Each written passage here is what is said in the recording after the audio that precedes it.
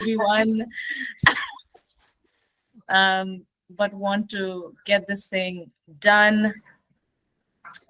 We're gonna start in a minute, folks. Okay. Where are you guys joining from? Can you put where you're joining from in the chat? And in a minute, I'm gonna introduce Vineeta and kick things off. Let's see. Put it in the chat. Where are you calling us from?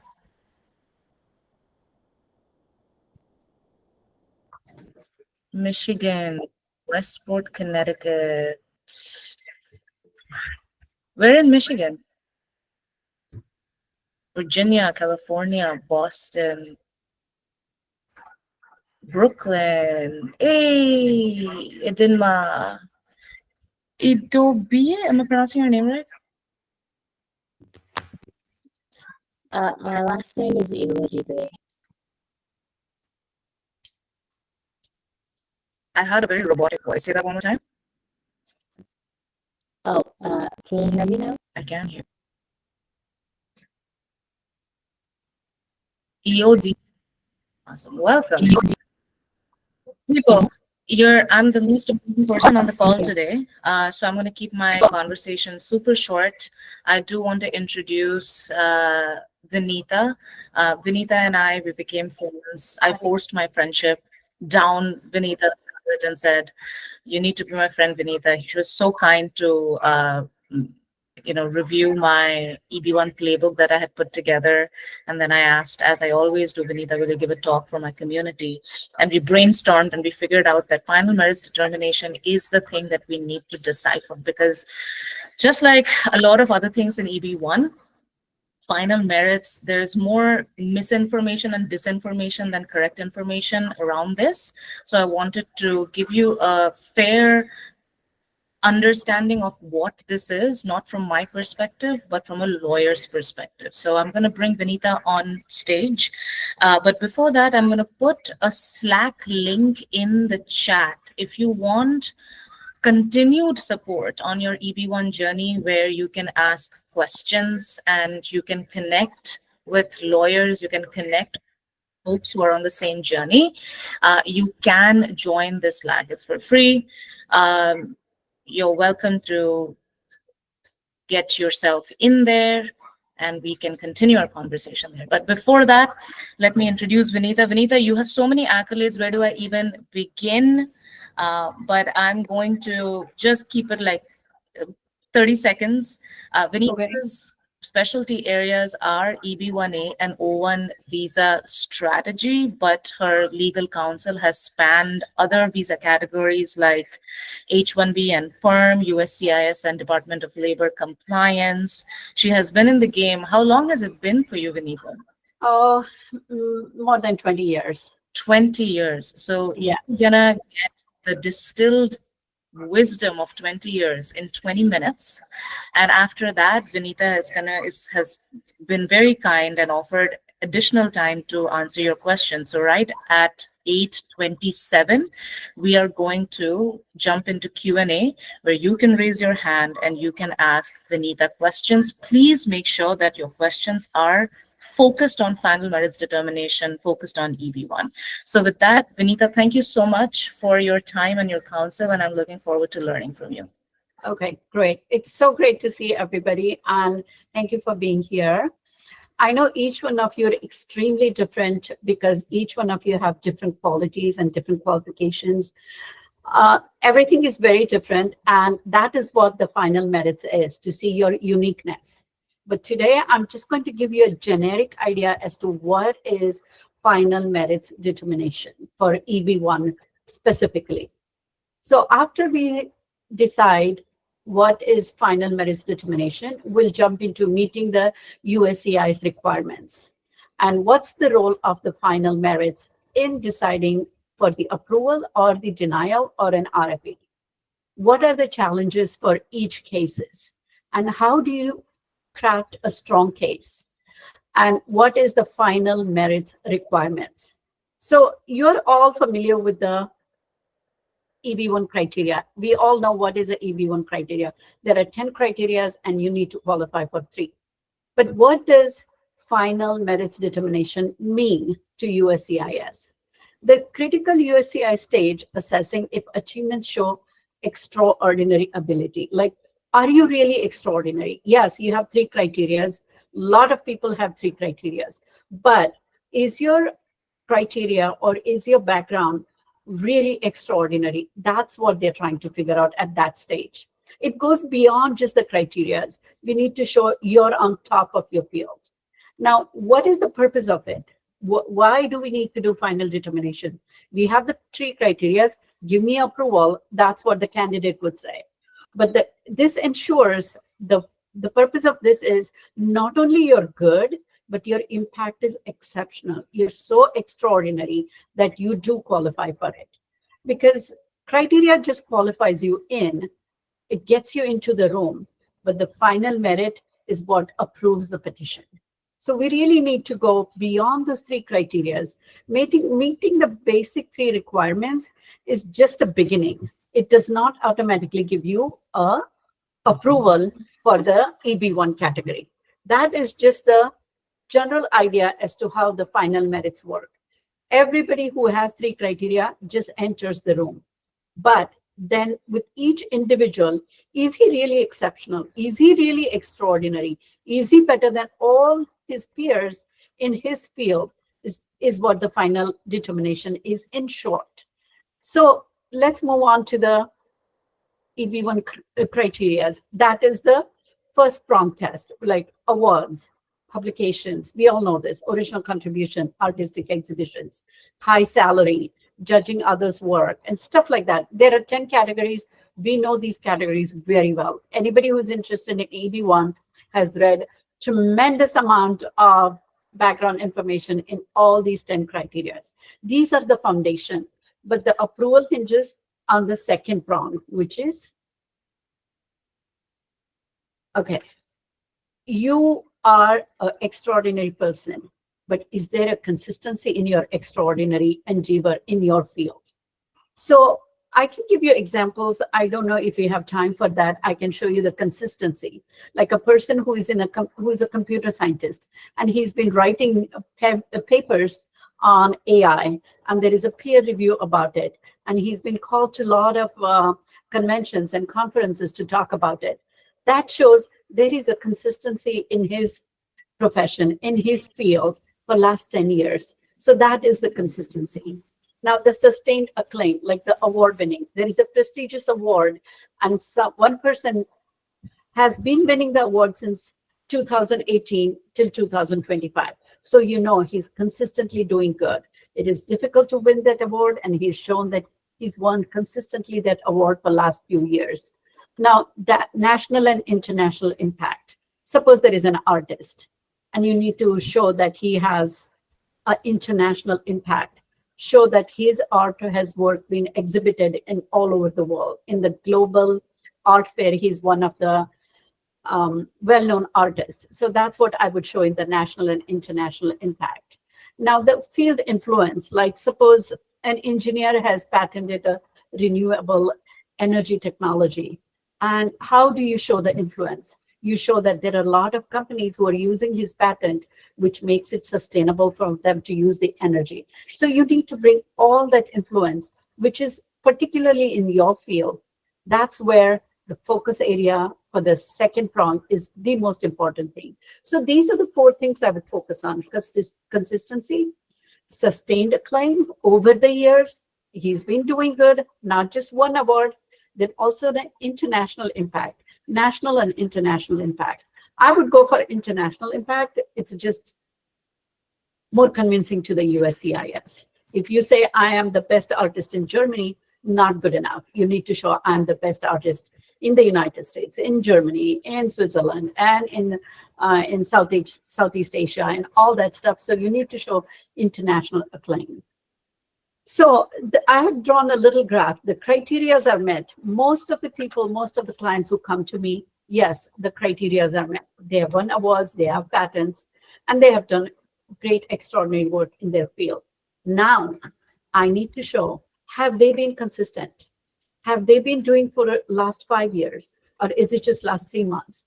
Did he just win an award 2 weeks ago and we're applying for EB1? That is going to be an RFP or a denial for sure. So I'm going to go 2 years back and say, okay, what did you do 2 years? I need to know your story. Every person has a story in their personal life, in their career. And here, this is what I want to know. How extraordinary is your story? So when I am going to write a supporting letter, I need to know how extraordinary is your story and tell me last 5, 10 years of your life in your career. So that's what will get you an approval. And that's what we are aiming for. We don't want an RFE. We don't want a denial. And if you just want the approval, get the criteria met, and that's when the final merits is where you spend all your time and all your documents. That's where you need to focus on. So now let's go to what are the challenges in getting the final merit evaluation. First is always insufficient evidence. Okay, you have the 3 criteria, but they're all weak. You want some local award function or a local hackathon, which is not such a big deal, or a poor narratives. Oh, 2 years ago I did this, but now I'm doing this. Now I'm into AI. No, show me a consistently that you're doing good in your field and you're the best in your field. I know it is very difficult to show that, but we need to go into more details and we can prepare a case where it supports whatever you have been doing in your field. Now, let me talk about the 2025 trends. There has been increased scrutiny in the AI and tech field because everybody in the AI or in the tech field is thinking about EB1.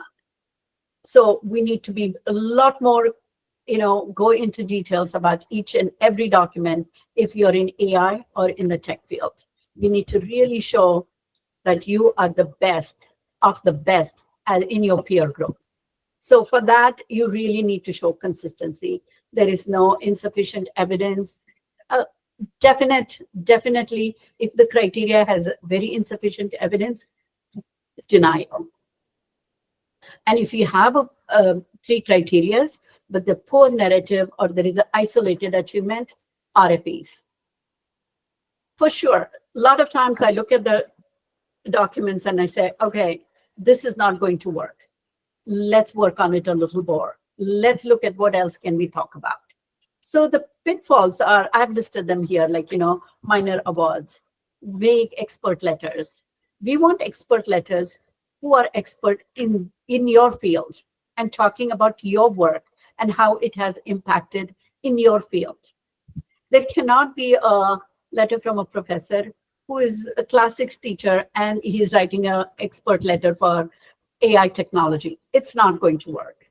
It's just going to be, okay, he's a great professor, but you are not the top in your field. Yes, you're a great student, but you're not on top of your field. You need to show you're on top of your field. And a lot of times the awards are in a different language. And people will say, oh, everybody knows about this award, just submit it. No, give me a translation. What does this award mean? What is the criteria to get this award? Because USCIS officers are just sitting in their office. They don't know too many things about a lot of things. So we have to break it down and tell them why it is the best award in my country. So a lot of times the translation is exceptionally important to put in. Now, also, local impact only. I know it sounds extremely generic. Why am I saying that's such a big pitfall? But okay, in San Jose Mercury, you have a small little article about how you did so good in one of the patents. But if you show that patent has been used all over the world, then you can say, oh, it's not a local impact. It has a worldwide international impact. So that we need to look deeper into your awards. Yes, there is an award, but how is that award the best for your peers, amongst your peers? So don't compare yourself to somebody else. Compare yourself with your peers and see if you rise above within your peers in your own field. So those are the pitfalls. Then, of course, the solution is, I just talked about it. When you're talking about the expert letters, we need them extremely detailed. We need them extremely personal. And that we have to prove that it's an international internationally extraordinary person. We can go over this if we have any more questions, and because I want to go to the next one and see. So how do we create a strong case? First, of course, is the documentation. No USCIS officer is going to meet you. They're not going to even meet me.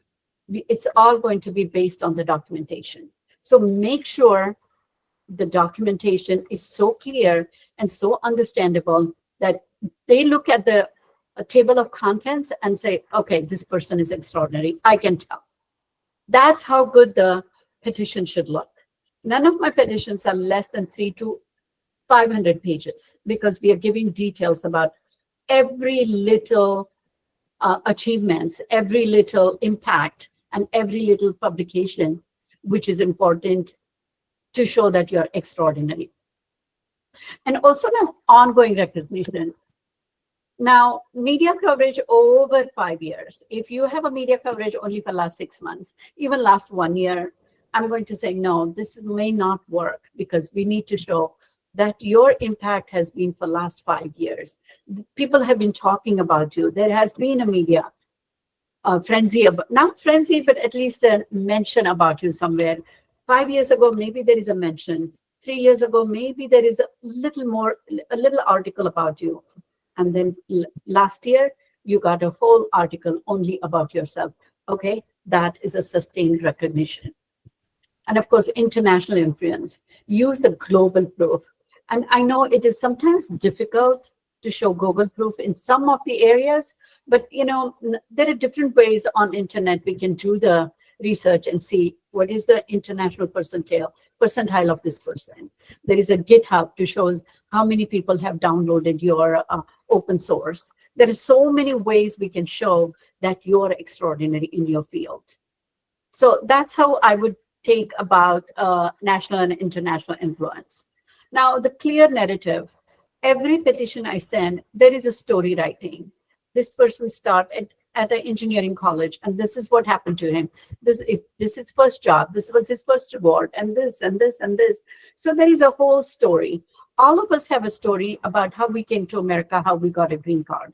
The same way, extraordinary ability, they want to see your whole story. I need to show you as a person who is so extraordinary. So we need to mention that in a letter. Again, it's a petition. We are not going to meet anybody. They are going to read it and make a decision. So we need to be very clear about our story. Now, weaknesses. All of us have weaknesses in our application, in our petition. Now you would say, oh, if you're so extraordinary, why do you have a weakness? Okay, the first thing would be visual artist. His pay is maybe 70,000, 80,000. Dubbing artist, their pay is maybe not more than 100,000. And you need to show that, oh, I don't have enough money. I don't have the high salary. So you explain, these are the general criteria, or these are the general salaries of visual artist. These are the general salaries of a dubbing artist. And within that field, I take a high salary. So you need to show that I'm doing much better in that field. Don't compare me with the engineer in Apple, but compare me with other visual artists. That's what we're trying to tell them. Now, software engineer who has a limited peer-reviewed publications, like a software engineer doesn't have publication or no media coverage, then you say, okay, GitHub, my open source was downloaded thousands of times. TechCrunch, I am number 1 there or number 10 there. So TechCrunch ranking also helps. So there are different ways to address your weaknesses. Like you don't have a publication, but your open source was downloaded millions of times. So we have to find a different way to show that you are amongst the top of the top in spite of your weaknesses. The weakness is you don't have a publication, that's fine. We'll find a different way. Or if you're going to show that, oh, I haven't found a cure for cancer, but I'm going to be working within that field. So maybe in 5 years, I'm going to be part of that. I'm going to be a part of that. So a lot of times, if I don't see a strong case, I tell my clients to write a personal statement. Like, even though I'm doing this right now, but after I get my green card or after I'm proved as extraordinary ability, I'm going to be working with Cedars-Sinai in the field of cancer research, where there are other doctors. I'm a part of the team, which is solving these different biomedical problems or cancer research and something. So a personal statement shows that you are addressing your weaknesses by showing what you're trying to do. Maybe there is no cancer for cure right now, but you're working on a team which is working towards that. You can write about the team, how close the team is to finding something innovative ideas, or you are part of that team, and that's why you're extraordinary. So we need to show beyond the 3 criterias, why are you extraordinary? And that is the final determination, evaluation. That's where you go into the room with the criteria and you come out with the approval. And that's what we need to focus on. Now, RFE avoidance tips. First of all, you need to organize. I mean, this is more for the lawyers, or when you're choosing a lawyer, you want to ask them, okay, can I look at the table of contents when you prepare it? Can I look at the index which you're preparing? Because most lawyers do an index and table of contents. And to me, that the USCIS officer looks at that and sometimes will make a decision if it is so clear and so clean and so up to date. I have given the 3 criterias, and for these 3 criterias, I have listed what documents I have put, and that is my, or that's how I organize my table of contents or index. So he knows, okay, she's talking about publication. There is a Forbes, there is a Time article, and there is this. So he knows I'm talking about these things about publications and or media, or, you know, so table of contents is extremely important. That's where the RFE comes into the picture, because everything is in a messed up situation. They're not going to spend more time in organizing your case. They have already, you know, they're hiding under the papers. They don't want to organize your papers. So you need to organize your papers. It's your case. So also, I always go with my client and ask, does this petition scream extraordinary? Oh my God, this is fantastic. Do you feel that?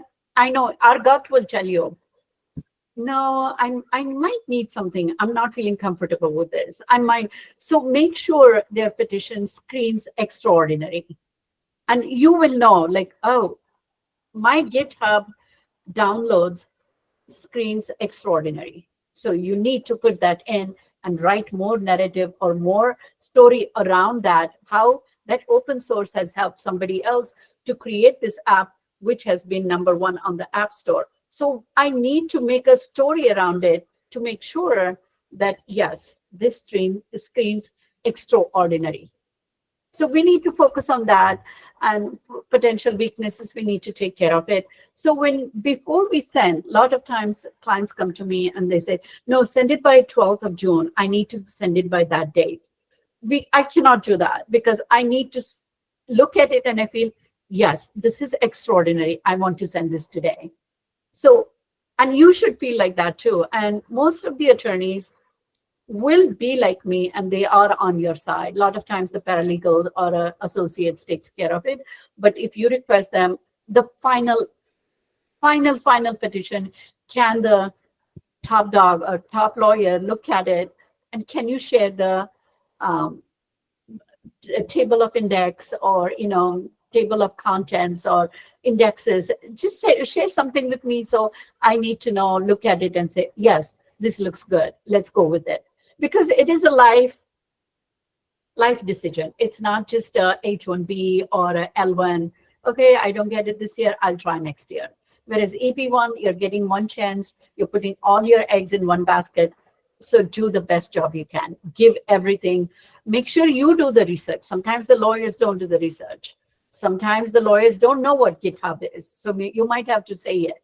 Sometimes the lawyers don't know what sustainable energy is and which company is using your patent. So you need to know how it has affected the industry or my field, or They don't know about some art. And maybe you were a big dog in some country and he needs to know that. The lawyer will know that. So I think, and even if you get an RFE, don't look at it as negative, because that's your one more chance to show you have an extraordinary ability and you can prove that claim.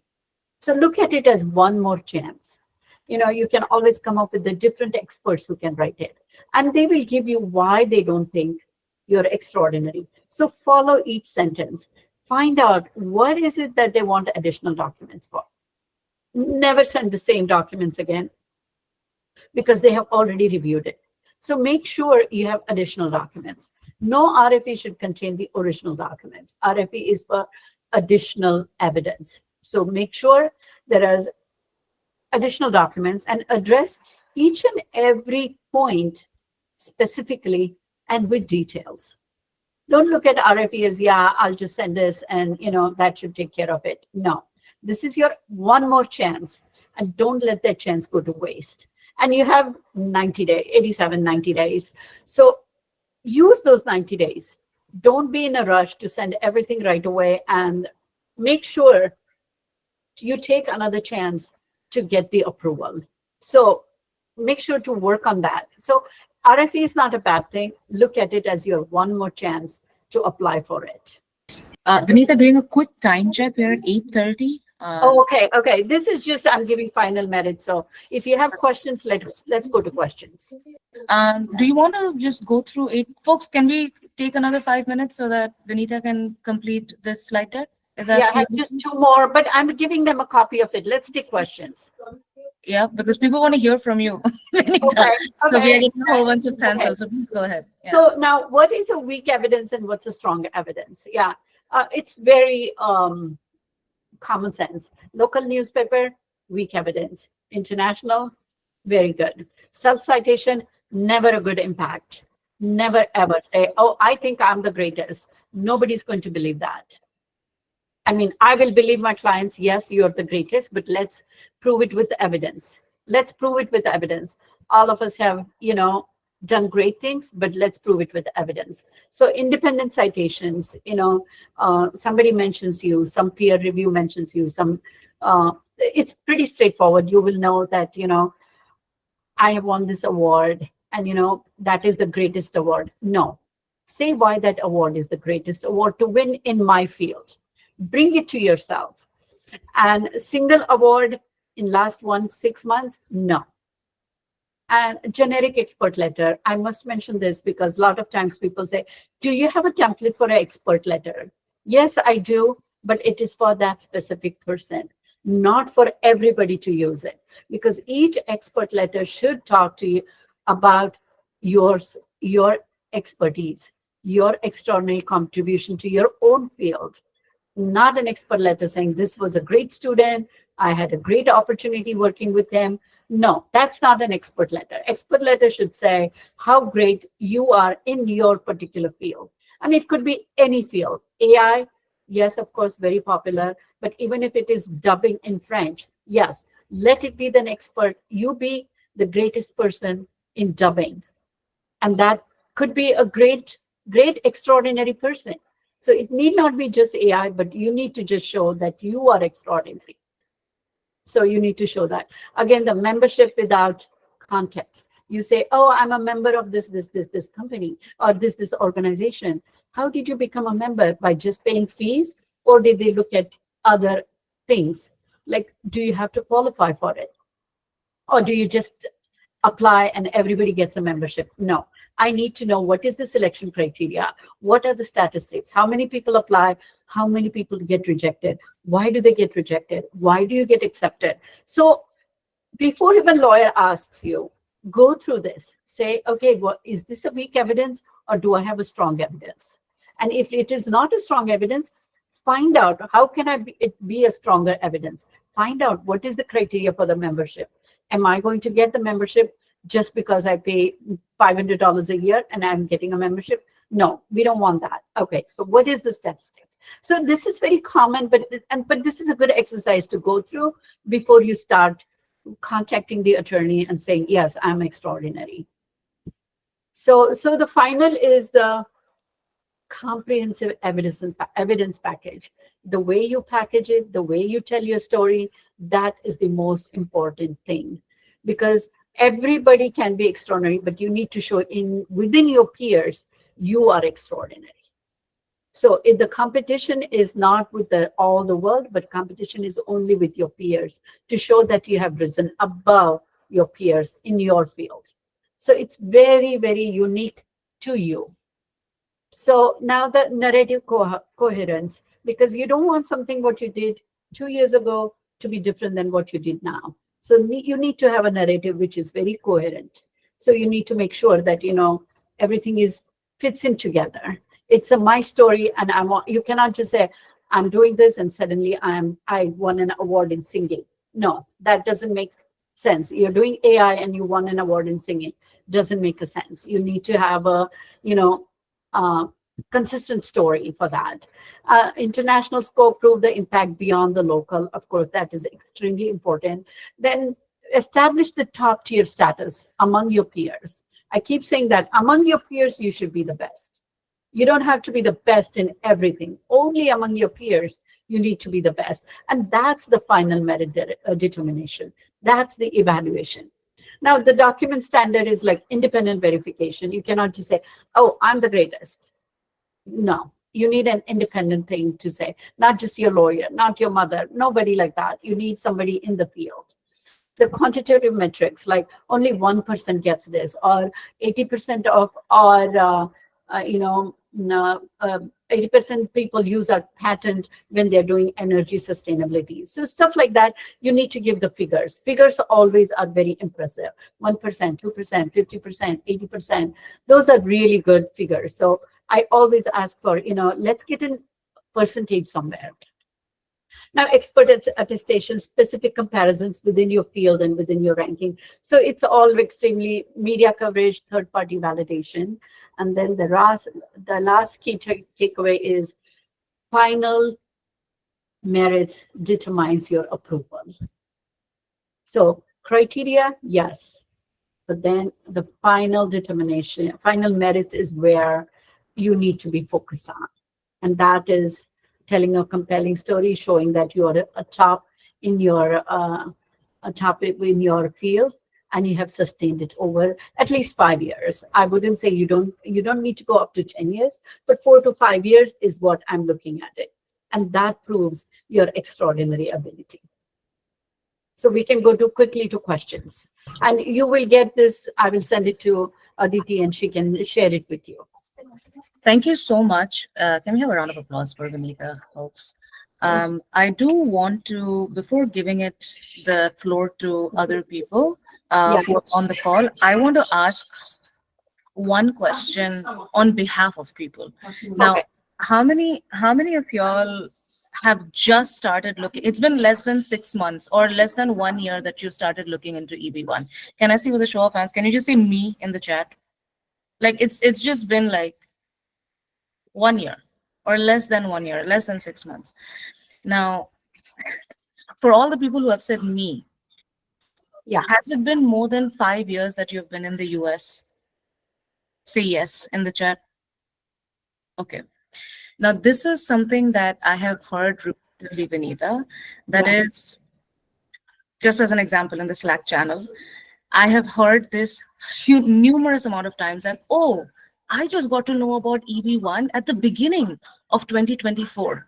It's 2025 and I already have my EB1 approved. Has anybody heard stories like this? Yes, because they are looking at 5 years, not just in the US. Correct. You could be in Germany and you could be having a great app which became #1 in the App Store. Yes. It just happens in 6 months. Correct. Sometimes it happens in 3 months because that app is doing so good worldwide. So the reason why I bring this up is because when people think that, oh yeah, like I just got to know about EB1 and I got it done, the default ideology is, oh, they must have heaped so much accomplishments in the 1 year that they got their EB1 done, when in fact, the secret is in the past. That you need to tap into the excellent trail of work that you have done, which has now given you the mileage to go for EB1. Sustainment is what sustained acclaim. Correct. So just wanted to put that in your mind for folks who think that, oh my gosh, I just got to know about EB1. Do I have to spend the next 10 years building this? Oh, no. You could be winning so many awards last 3 years, 4 years when you're not even in the US. Or you have won some international award or some international hackathon. You have been called as a judge. You have been called to speak at a conference, or your app did something good, or your patent is being used by so many people. I Right. mean, like I said in the beginning, each individual story is going to be very different, and I'm trying to generalize it. Right. But each individual story needs to show that you are doing great in your field. Correct.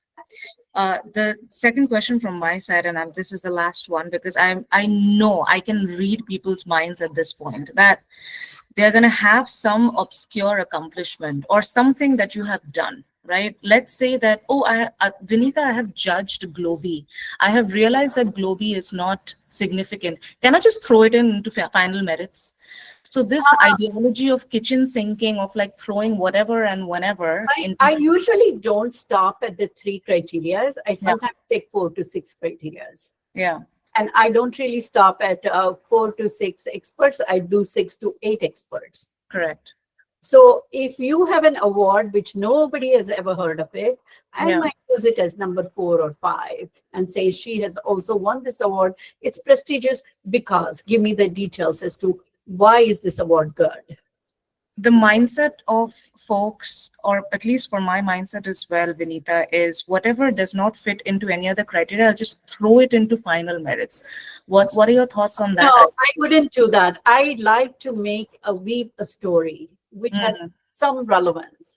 I don't want an AI expert winning a singing award. It's going to be hard for me to connect it. Correct. Correct. If the AI person has done something for some huge concert, he used an AI to do something, and that singing person won an award, I would use it and say, okay, this person helped this guy to get a singing award because he did something in AI which helped the microphone or some kind of a thing, or how he put everything on the social media. Use the award, not for singing, but he worked on it, which helped him to get the As other a testament to your expertise. Yes. Okay. Yes. But the bottom line is, Please. when clients come to you with a heap of accomplishments, you do trim it based on this. Yes, I have to okay, these are the 3 criteria. These are the main 3 criteria we are going to use because they're very strong.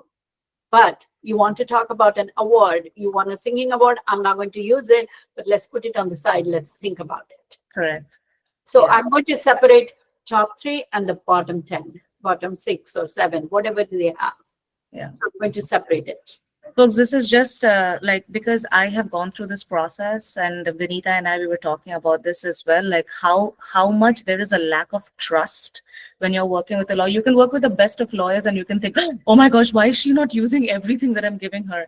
And you question the lawyer, but this is the mindset that a good lawyer has, that, hey, is this portraying you in the best light possible? Yeah, you have going to get a good story. Correct. Yeah. So please don't get a heart attack if your lawyer does not use all the 100 accomplishments that you have put. Yeah. And you really can, sometimes you can bunch up the 3 criteria. Okay. In the award, I can list 10 awards. Yeah. In the publication, I can list 10, 20 publications. That's fine. Or in hackathons, I can say, okay, there are 10, 5 not so great, but 5 great ones. So that's fine. I will use every small little thing which is great in your field, amongst your peer, to show you are the best. But if it's not in your field, we need to work on it. Sounds good. All right, folks, we are going to get into Q&A mode right now. If you have a question, I see 4 folks who have raised their hands. Go ahead and raise your hand. Can we go till 9:10 p.m. and take as many questions as possible, Vineeta? Yes, sure. Awesome. Question. Yeah, so folks, housekeeping rules, you know the drill. One question per person, no follow-up, so that everybody gets an equal chance with Vineeta. So Redaya, go for it. I'll, Hi, how are uh, you? yeah, thanks for session. I have a question like, how do we distinguish or determine like what are the things to put in main criteria or final merits? Let's say I have 10 publications. How do I decide how many go to main criteria, how many go to final merits like this? In main criteria, as we discussed, see, I will take you to here. There are main criteria, there are 10 criteria, right? So if we are talking about publication, published material about the applicant, okay? You might have 10 of those. I will use all 10. I'll put the, whichever is most popular. Let's say if you have Forbes, I'll put Forbes as first, Times as second, maybe Times of India it was there, or San Jose Mercury. Then I'll just list all of them and use all the publications. So that will be the main criteria. But what I'm doing in the final merit determination is in my story, I will have a publication as a paragraph, and I will weave a story as to why I'm putting all these 10 publications in your petition, because to show that he has so many publications. So I will use all of them, but in the main criteria, I will just use it under the published material. But in my writing the petition, I'm going to use all of them and weave a story. Okay, this happened in 2019. This happened in 2021. This happened in 2023. So I can show there is a consistency. I need to make a story out of it. So in other words, are you like when you say that like that growth journey that people go through, you're reserving that narration in final merits? Yes. In the final merits, is they're going to see, is there a consistency? Is there a sustained acclaim, or is it just one-off? So I need to show, okay, from 2019, he's been published all along in his field. So I will weave it into the story. I will use all of them and I'll weave it into a story. So final merit is not the criteria you're choosing. You're already chosen the criteria. Final merit is you're weaving a story and giving evidence for it. Got it. All right. Okay. Thiru? Thank you. Yeah, hi. Hi, HD, and hi, Vineeta, for your hand. So I have a question regarding the membership, right? So you stressed about the membership with selection criteria and statistics, right? Like how many people applied for, right? And how many people got rejected. So suppose like I have been selected as for a advisory board, right? So what if like if I reach out to them to get the statistics, right? If I don't get it, what I have to do? All these memberships, which organizations will have a website, and they will tell you how difficult it is to become a member of these elite association. Or I can find so much research on these associations. They may not be able to give you a letter, but we can show by, every year so many people apply and only one person gets in. So we need to do some research and find out how we show that only elite people can get into this association. So we need to show all those things. Okay, thank you. Or when you have an application, you need to look at the application and why were you chosen, and why was maybe I apply for it and I don't get chosen for it. So you need to show why you were chosen. We need to show why is your qualification so extraordinary that this association wants you. Okay, thank you. Since I'm a little too much, how many of you are Harry Potter fans over here? Vineeta, are you a Harry Potter fan? No. I'm a big Harry Potter fan, so I'll just give you the the Nocturne Alley version of EB1. Now, what has happened is in the EB1 world, people are reverse engineering, I won't say fraud, but shoddy memberships, which mirror the language that USCIS wants to see. So for example, there are going to be certain memberships that are going to say, oh, this is only reserved for extraordinary people. And if you look at the back end, a 5-year-old with HTML has made that website. So Yeah, you yeah. want to make sure that you're not falling for those just because it mirrors the language of EB1. You have to do your own research to check the legitimacy of the Yeah. memberships that may be pitching to you in your email. So just want to make you aware of the I nefarious. do extensive research when they say, oh, I won this award. Okay, I need to know the background of this award. Are they giving the award to everybody? Correct. And same with membership. Are they just, I pay $500 a year and I get the membership? Then it's not a elite membership. Yeah. Yeah. So Just you will know. You will know. letting you know. Prakhar. Thank you so much, Vineeta, for this session. Very helpful. My question is about sustained claim. When we talk about that, is it based on a single criteria over the course of so many years? Or is it about combining, let's say, 5 different things and showing that growth trajectory to say, this is a sustained claim across these 6 things? Yes, yes. Like, let's say there is an artist and you can say social media. When I started, I had only 5,000. But when I did this movie, I had 50 million followers. So you show the growth there. Then you show the awards. You show growth in every area. And sustained claim can be all areas of life, everything, publication, social media, GitHub, awards, everything. Everything can be put together. Again, as I said, we need to weave a story for it. Sure. Yeah, so you need to show he's been sustained acclaim for last 10 years with all these things. So that's how I would list it. Okay, so it's not restricted to just one single thing that needs to exist. Like, no, okay, no. thank you. That's very helpful.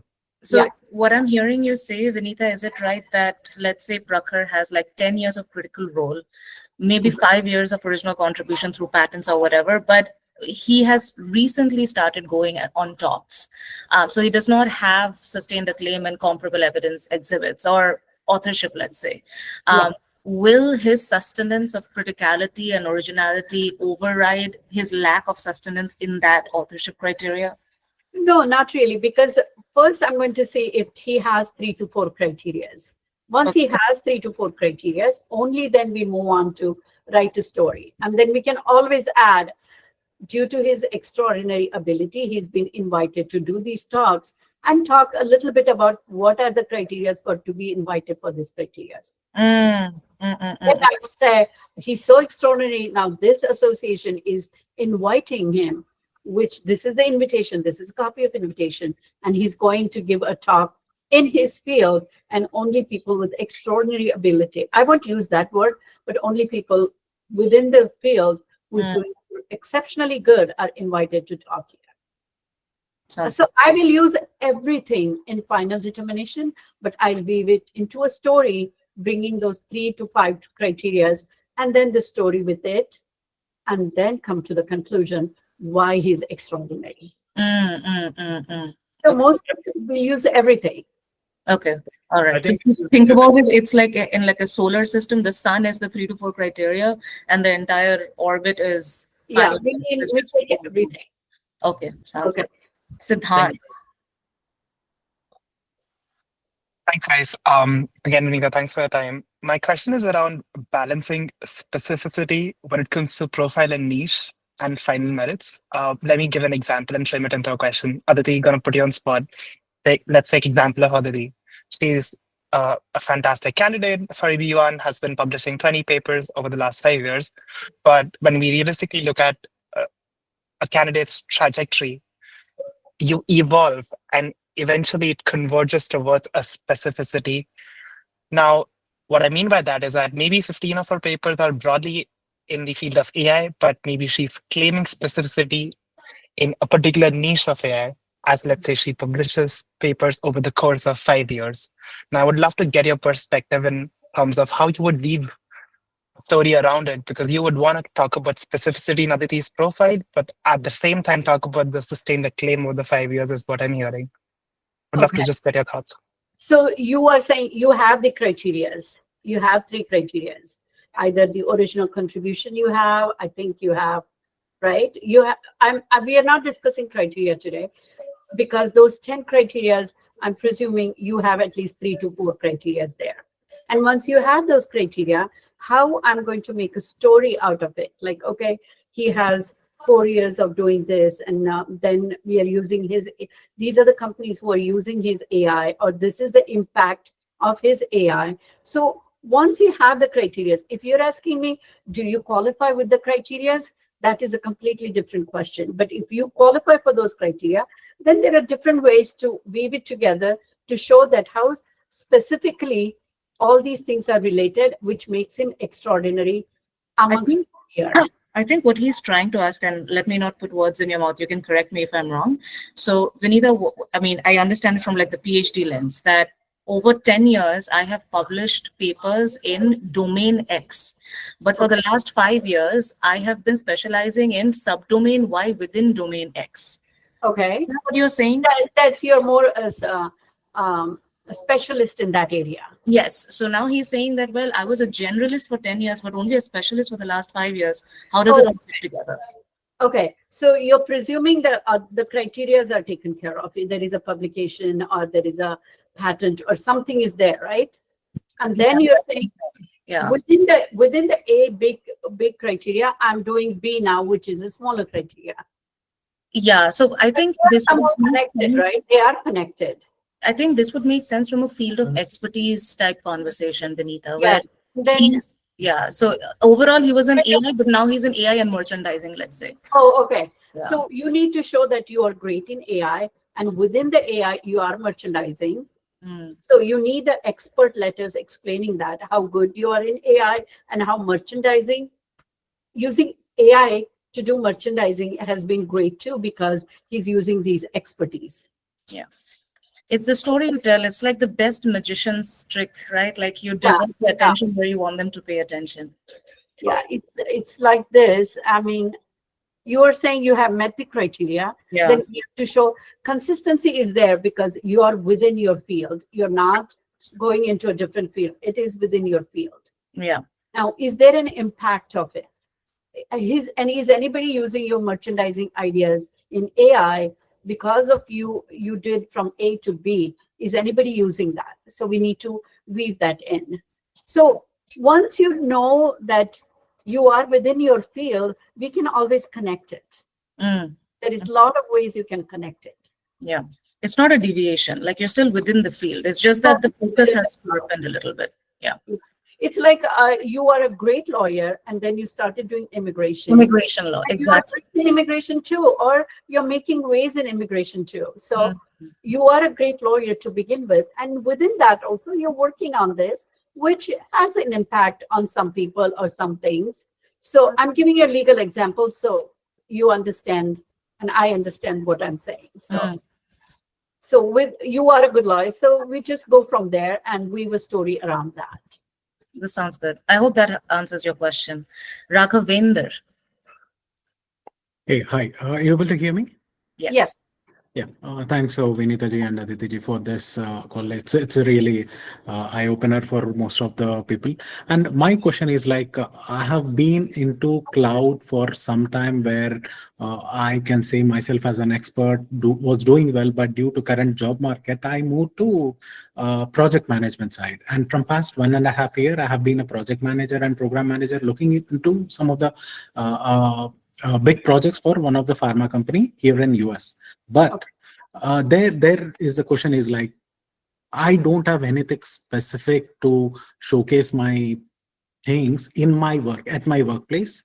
When you're saying like you have to be good at among your peers, that I don't see an option in a program management or project management. But on the side, I am a very avid learner on AI, and I have started researching and not writing papers, but I have started looking into that on the AI. So how does that, like my work is not on AI. I look of like SAP projects, but my the other expertise like or what I want to get into is the other field. Hope you got my question. Okay, when you say you are in cloud, have you won any awards there, or have any publications written about you, or have you created any So your question is, will you even qualify for the criteria, right? Or you Yes. think you do qualify for the criteria? Yeah. You do qualify. I don't say I do qualify, but like I don't have any awards or any publications, if I have to answer your question there. But I was into like almost all, I was working with a few of my peers for getting into a patent, but that didn't work out. Okay, okay. Yeah, I think this is a more question about, do you have the criteria to even qualify?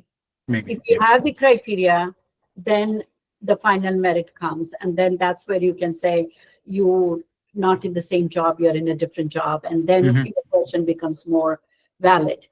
But we really need to know, do you have the first prompt test, which is, do you have 3 criteria out of the 10 which are required for EB1? I think that is more of a specific question you have, I think. Mhm. Would you qualify? Would I qualify, and if I have to start now at this point of time? Oh, you want to start. In your field, you need to be the best in your field. Now, are there awards in your field, or can you start writing articles about it, or can you start reviewing some people's work? Like if there is a product and you start reviewing that product and say it's good or bad, create yourself. It is a long journey. It's not a fast journey. So you need to create Agreed. yourself as an expert in your field. Yeah. Are there any memberships, elite membership, which they will say, oh, we want this person as a member because it's so difficult to get in, but you have the qualifications and we can take you as a member. So you look at these 10 criteria and see where you can get at least 3 to 4 criteria under your belt. And then we go to final determination. Got it. Yeah. But we have till another 10 minutes, so I'm going to take as many questions as possible because I see folks raising their hand. We might not be able to get to you. So just letting you know about that. Akshay Agarwal, 1 question per person. Sure. Thank you so much, Vineeta and Aditi. So Sure. quick question. So I filed for my case, 2 got accepted, I got RFE, 2 more got accepted, total of 4, and last week I received a NOID. So I'm preparing a response. My question is, earlier I showed my like 7 to 8 years of journey. Is it okay if I expand that now to the last 12 years of my journey to show the sustained acclaim and my contributions, which are of national and international, acclaim, as well as like another question was about the notable citation, which was raised for me.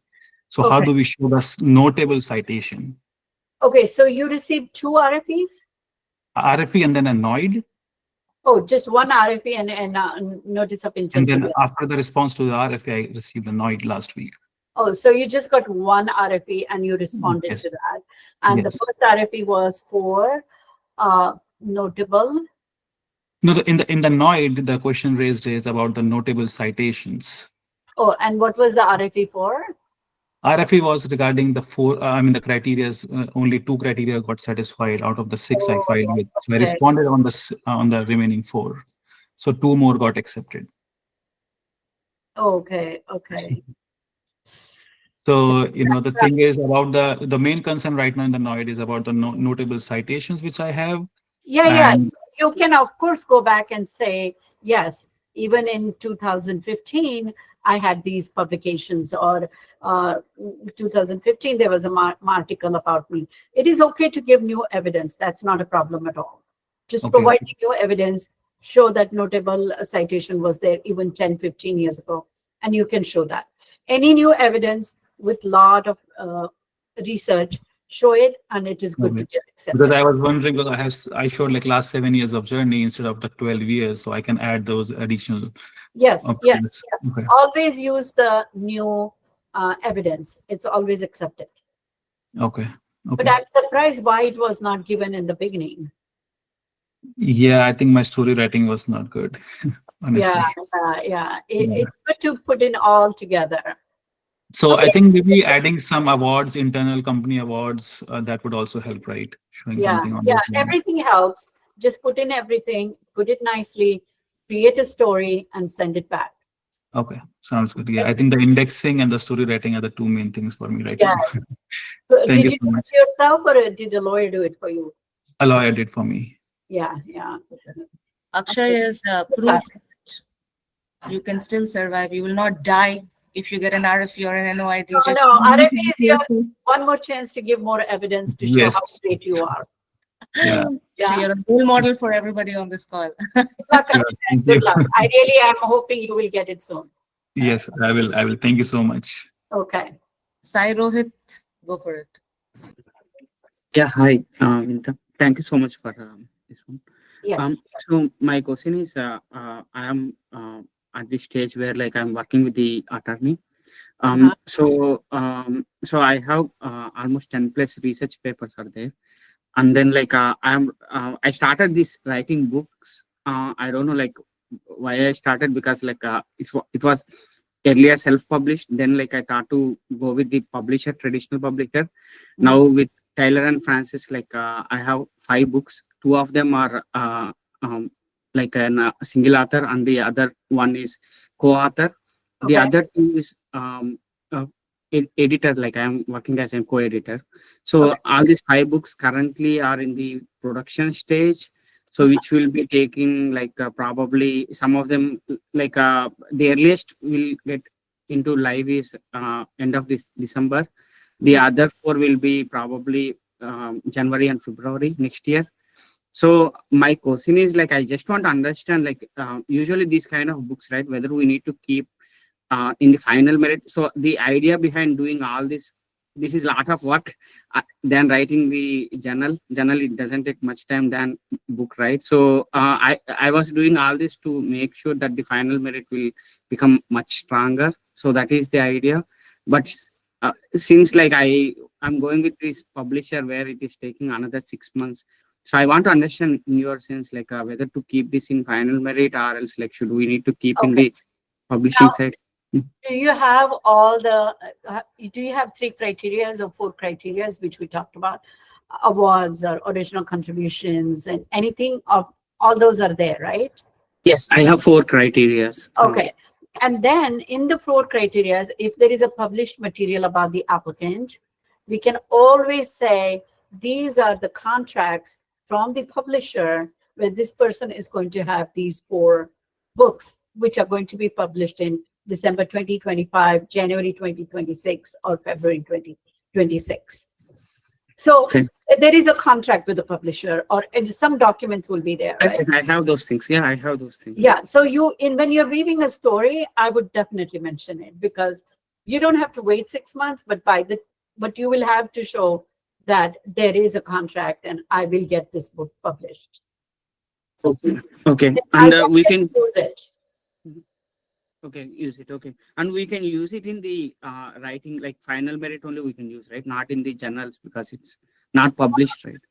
Yeah, it is not published yet, so I can only talk about it in a final merits. Okay.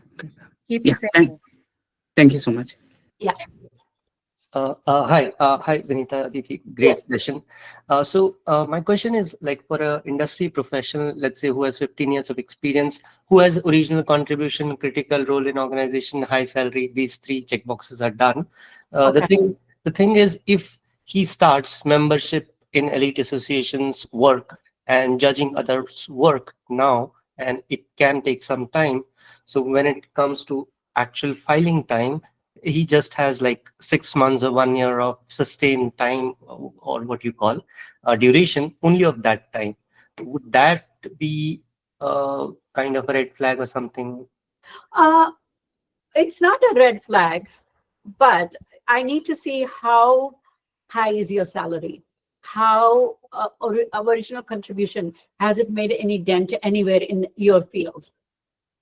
Like thousands of apps are using your algorithm, which makes sense for them to say, yes, it's okay. He has only 1 year of experience, but his work is so great that every app is going to use his algorithm. Or, GitHub, your open source is being downloaded 1 million times a day.